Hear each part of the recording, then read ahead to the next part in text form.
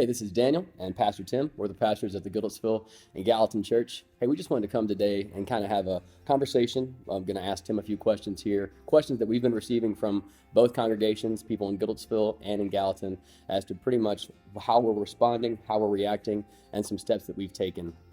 Tim, so I'll just start with that exact question. How do you think?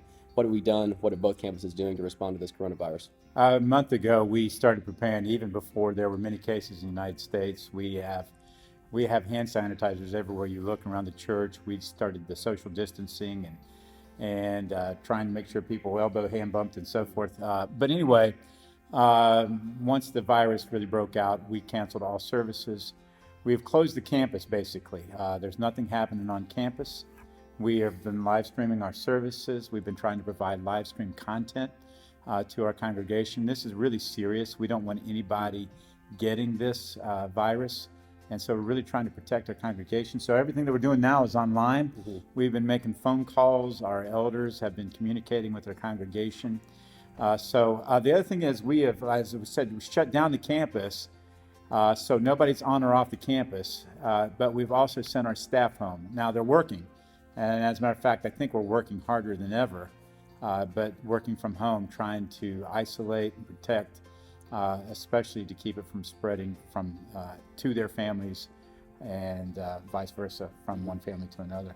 We're also being really careful when we do get together to keep that number under 10. As we've seen, that's the statistic. The CDC and the governor, obviously, we're making sure our worship teams are at and under that number. So we're doing everything that we can as we create this content. Not even having elders, deacons meetings, mm-hmm. None of that. Some of our folks have gone online. We'll talk about that in a minute. Yeah. How then, Tim, if you say we're staying home, how can people get in touch with the church staff if they need us? The great thing is we're still checking all the emails. The church phone rings through to our administrative secretary. Like I said, she's working. She's just working from home. Mm-hmm. And so, and then our personal cell phones, most people have that. And so we're communicating. If you don't get through to us first time, send us a message, leave us a message, and we'll get back, because I've got to tell you, I'm probably 70-some phone calls a day right now. And so it's busy. But we want to hear from you, though. Mm-hmm. And if there's anything that you need from us at the church, or anything, even if it's just to communicate, you're stuck at home, you need somebody to pray for you, just to talk with, we're here for you. I mean that. Tim and I, obviously, we're both extroverts. We love to talk to people. We'll call one another and just check in the mornings. And we're not seeing each other every day either. Mm-hmm. You know, we saw each other in passing yesterday in our vehicles headed on up and down Long Hollow. Again, just being really careful. And I think we were really proactive. I was really proud of you when you canceled Wednesday night mealtime, thinking about sharing food and potluck and also choir. We did that almost 3 weeks ago now. Yeah. And so, you know, there's no perfect route through this. But we, again, encourage you to stay at home, especially those of you who are vulnerable. It is in our community. Obviously, the numbers are growing every day in Davidson County. Sumner County is also growing. And so we want you to be safe. We're going to do everything that we can to minister to you through technology. And the reason I bring up canceling Wednesday night first and then choir, and not everything was canceled at the same time.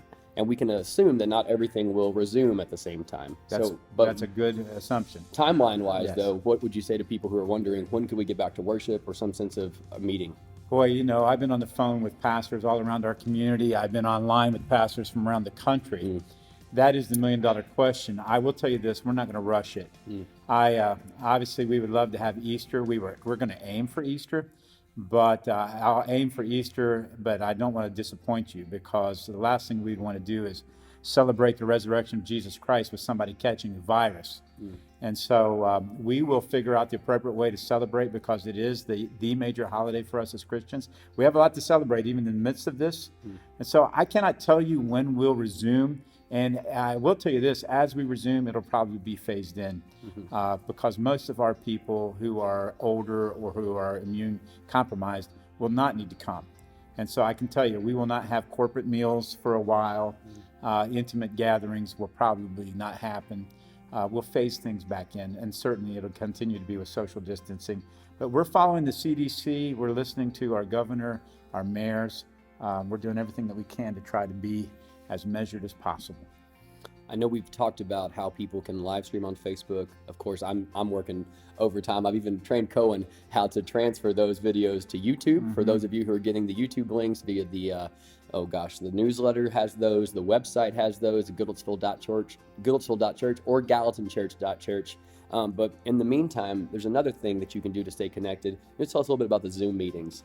Yeah, we've been sending out information, and it's also on our webpage now. Yes, it Thank is. you for uploading that. You're welcome. On how to host a Zoom meeting. Zoom is an online platform where it's kind of like FaceTime, but FaceTiming with lots of people. You can see multiple faces. Matter of fact, a lot of our college students are handling their classes that way, and so the instructions are on our websites, Goodlettsville.church or Gallatinchurch.church. All that's in there. Also, we've uploaded everything else that we need.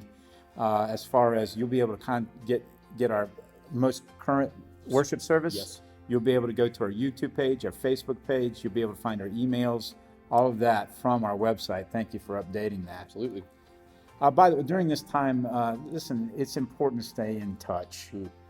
I don't, we're going to talk about this a little bit more later, but this word social distancing, I tell you what, we're distanced enough. We just had a whole sermon series on that.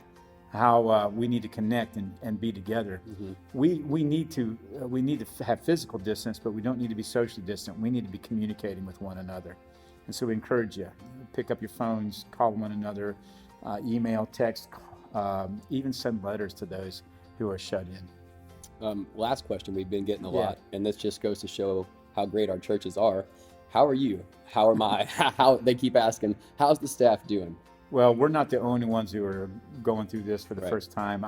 My deep concern is for our medical workers or emergency workers, those who have to work at Kroger or Jeff, Publix. Allen, Grayson, all those guys. That is our deep concern. It's stressful.